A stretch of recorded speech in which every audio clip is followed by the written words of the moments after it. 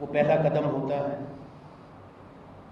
Global tender issue किया जाता है, उस टेंडर में सब शर्तें लिखी जाती हैं। आपको चाहिए, अगर जिस तरह राफेल का वो लड़ाकू विमान है, फाइटर एयरक्राफ्ट है, 126 फाइटर एयरक्राफ्ट भारत को खरीदने हैं, इसके लिए ग्लोबल टेंडर इशू किया गया और उसमें 6 प्रपोजल्स आई, जिसमें लॉकहीड मार्टिन का फैल्कन था, बोइंग का, सुखोई का,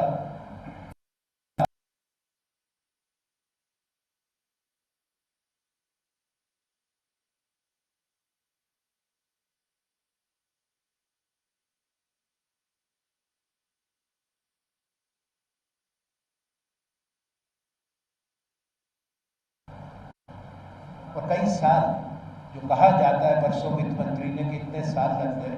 ये कोई आप सब्जी या फल खरीदने किसी दुकान में नहीं जाते, इसके प्रोसेसेस होते हैं, प्रक्रियाएं होती हैं और हर मौसम में, हर भारत के सीमा पर, हर क्षेत्र में जो आप हथियार खरीदते हैं, वायुयान खरीदते हैं, उसकी ट्रायल्स होती हैं। जो आप उसमें हथियार लगाते हैं, मिसाइल्स लगाते हैं, रडार लगाते हैं, एवियोनिक्स लगाते हैं, वो सारे स्पेसिफिकेशन टेंडर में होते हैं कि हमको किस चीज़ की ज़रूरत है। उसकी सबकी ट्रायल होती है, टेस्ट किया जाता है। जब वो पूरे पुख्ता ठीक पाए जाएं, उसके बाद नेगोशिएशन शुरू होती हैं 2 तरह से। एक कॉन्ट्रैक्ट नेगोशिएटिंग कमेटी बनती है, उसका भी ब्यूरो डिफेंस प्रोक्योरमेंट पॉलिसी में है। दूसरा प्राइस नेगोशिएटिंग कमेटी होती है, पीएनसी एंड सीएनसी, इसको आप ज़रा नोट कर लें। अब प्राइस नेगोशिएटिंग कमेटी ने जो तय किया, उस समय 530 करोड़ से कम, 523 करोड़ रुपए का एक राफेल जेट फाइटर, एक राफेल जेट फाइटर 523 करोड़, और ये कॉन्ट्रैक्ट करार बिल्कुल फाइनल था, जिसका हर पन्ने पे इनिशियल हो चुके थे। केवल उसकी लाइफ टाइम कॉस्ट को लेकर फाइनेंस डिपार्टमेंट, वित्त विभाग की, और जो सीएनसी के अंदर जो फाइनेंस विंग था, उनको कुछ उसमें शंकाएं थी, जिसका निवारण होना था। 126 जहाज हिंदुस्तान को खरीदने थे। L1 राफेल था, डसॉल्ट का, और L2 यूरोफाइटर टाइफून था। इसके साथ साथ 2 मुख्य बातें और थी। 18 जहाज भारत को रेडी टू फ्लाई कंडीशन में पूरी रूप से तैयार, जो कल ही वायुसेना इस्तेमाल कर सके, वो मिलने थे। 108 भारत देश में बनने थे। ट्रांसफर ऑफ टेक्नोलॉजी, पूरी टेक्नोलॉजी हिंदुस्तान के पास आती, सरकार के माध्यम से, और वो टीओटी जिसको कहते हैं ट्रांसफर ऑफ टेक्नोलॉजी, और भारत में उसका निर्माण वो HAL को, जो डिफेंस की PSU है, हिंदुस्तान एरोनॉटिकल लिमिटेड, देश में एक ही कंपनी है पब्लिक सेक्टर में और प्राइवेट सेक्टर में जिसको अनुभव है लड़ाकू विमान बनाने का, हेलीकॉप्टर बनाने का, वो HAL है। और HAL का एक लंबा इतिहास भी है। फ्रांस की डसॉल्ट के साथ ही DAs के साथ काम करने का, क्योंकि भारत के पास जो लड़ाकू विमान है उसमें जगुआर भी है और मिराज भी है। जगुआर और मिराज दोनों फ्रांस के बने हुए फाइटर जेट्स हैं, उनकी भी असेंबली लाइंस HAL के पास है। तो एक जाहिर है कि HAL को ये मिलना था, ये कॉन्ट्रैक्ट का टेंडर का हिस्सा था, और डसॉल्ट कंपनी जो राफेल बनाती है उसका और HAL का समझौता हो चुका था। परसों वित्त मंत्री ने कुछ प्रश्न उठाए, अच्छा किया उन्होंने ये सवाल किए। उससे प्रधानमंत्री की गलती बेनकाब होती है। जिस देश की सुरक्षा के लिए 126 जहाज चाहिए थे, वित्त मंत्री का कहना बिल्कुल न्यायोचित नहीं है कि कांग्रेस विलंब करके समझौता कर रही है देश की सुरक्षा से। देश की सुरक्षा से समझौता माननीय प्रधानमंत्री ने स्वयं किया जब 126 से घटाकर 36 कर दिए। वायुसेना की जरूरत 126 की थी। हमको जवाब चाहिए कि 36 का आंकड़ा किसने दिया? भारत की वायुसेना ने नहीं दिया।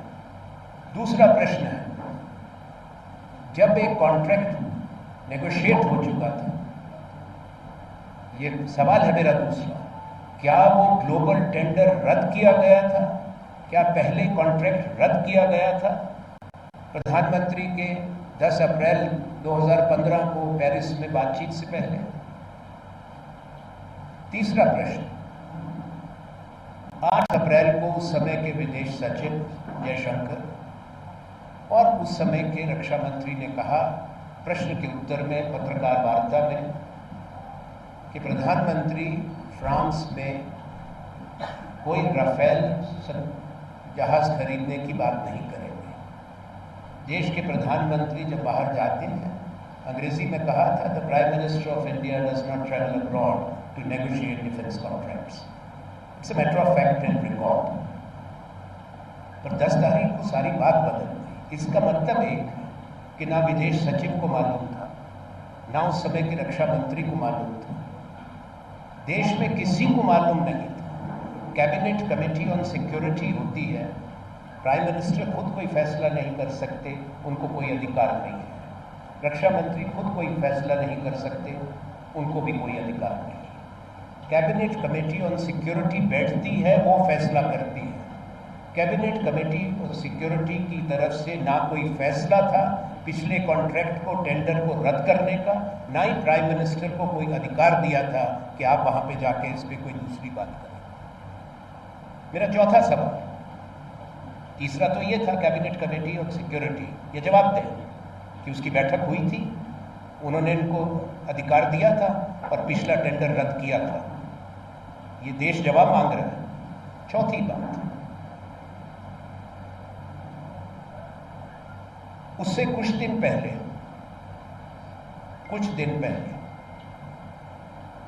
और कुछ महीने पहले का घटनाक्रम जरूरी है।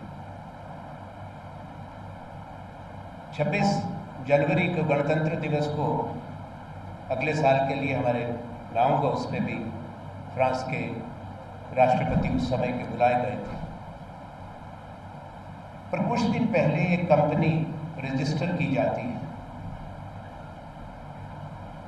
रिलायंस एरोस्पेस और रिलायंस डिफेंस के नाम से। एक और कंपनी, एक और प्राइवेट सेक्टर की रजिस्टर की गई, जो भी प्रधानमंत्री के बहुत करीबी। ये दोनों उद्योगपति प्रधानमंत्री के प्रतिनिधि मंडल में शामिल थे, जो 10 अप्रैल को पेरिस के अंदर। प्रश्न ये है कि कैसे किसी बाहर के व्यक्ति को पता लगा कि श्री नरेंद्र मोदी वहां जाके फ्रांस के राष्ट्रपति से बात करके HAL को बाहर निकाल देंगे। किसी को नहीं मालूम। HAL को बाहर निकाल देंगे, 108 जहाज जो देश में बनने हैं वो नहीं बनेंगे, और ट्रांसफर ऑफ टेक्नोलॉजी जो HAL को मिलनी थी कॉन्ट्रैक्ट के मुताबिक, टेंडर के मुताबिक, शर्त के मुताबिक, वो प्राइवेट कंपनी को मिलेगी। कंपनी तो तभी रजिस्टर की जाती है। क्या आपको जानकारी मिली? जानकारी किसने दी? मेरा सीधा आरोप है, ये जानकारी केवल प्रधानमंत्री के पास थी कि वो क्या करने जा रहे हैं। किसी और को, उनके मंत्रियों को भी जानकारी नहीं थी। ये ऑफिशियल सीक्रेट एक्ट का प्रधानमंत्री ने उल्लंघन किया, एक प्राइवेट उद्योगपति को यह बताकर कि HAL को बाहर कर देंगे और आप अपनी कंपनी बना लो। ये अचानक नहीं हुआ। जो दशकों से लोग व्यापार में हैं, उनको अचानक कैसे सपना आया कि हमको ये कंपनी बनानी है और ये काम करना है? ये सवाल है। उसके बाद जो फैसला हुआ वो कीमत 523 करोड़ से बढ़ के अब जो सामने आई है 1670 करोड़, 3 गुना से ज्यादा।